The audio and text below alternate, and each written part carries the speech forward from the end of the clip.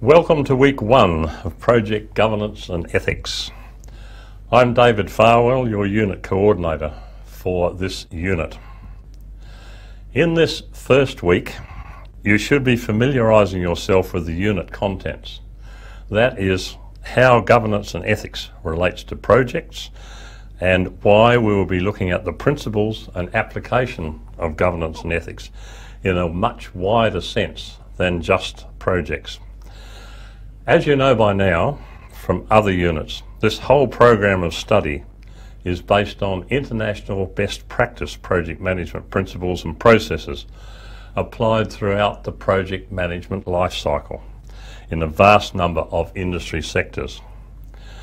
You will also remember, or I hope you will remember, that throughout the life cycle of every project there must be comprehensive documentation, monitoring, control, audits and reporting to keep all stakeholders informed on the project status.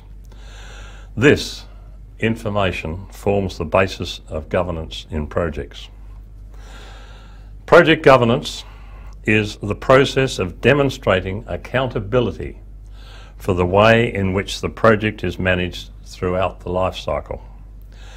This includes recording and reporting the processes and procedures used to manage the project activities, provides communication and reporting methods, provides audit and monitoring information, and records project decisions. Ethics in projects is the application of acceptable values and moral and ethical behaviour in dealing with people in the management of the project.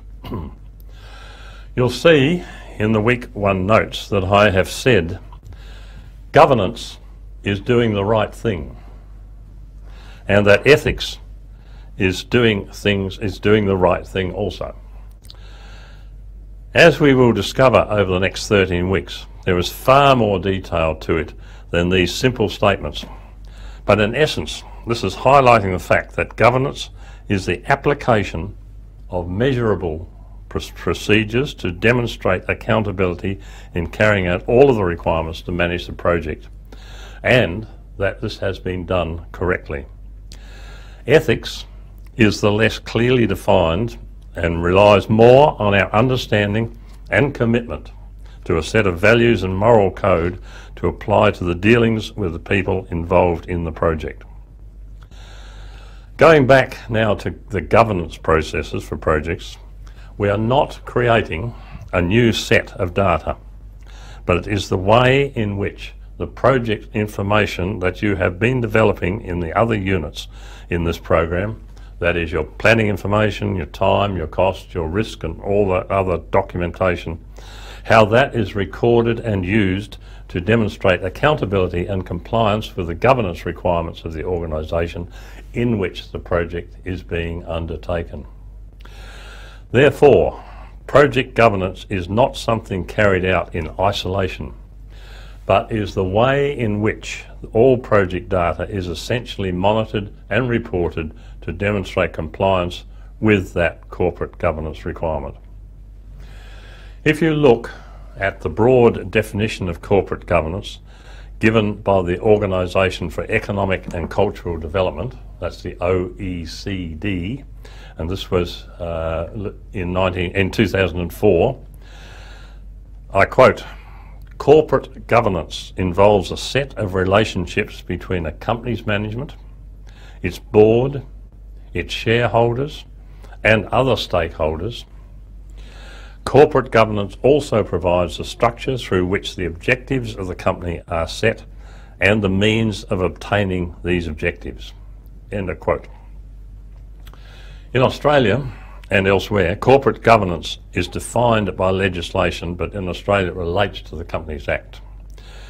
So in terms of governance, and in fact ethical considerations, what we have are direct links between project governance, which is about policy, documentation and communication protocols, which must comply with the governance requirements of the corporation, which must in turn demonstrate compliance with the law.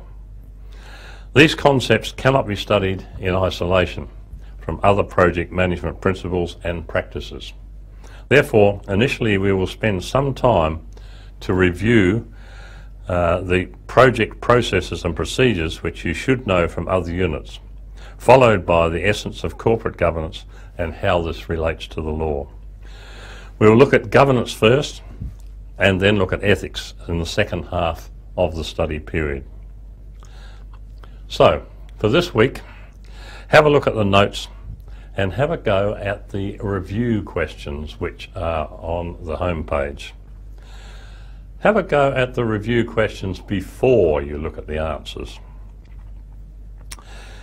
It will be assumed during the course of this unit that you have this background knowledge from other units. I do not want to know how you manage with these examples or what sort of a score you get in the review questions, but a poor score may indicate to you that you need to do some additional review before you get heavily into project governance and ethics. So, thank you for watching, and I'll talk to you again next week.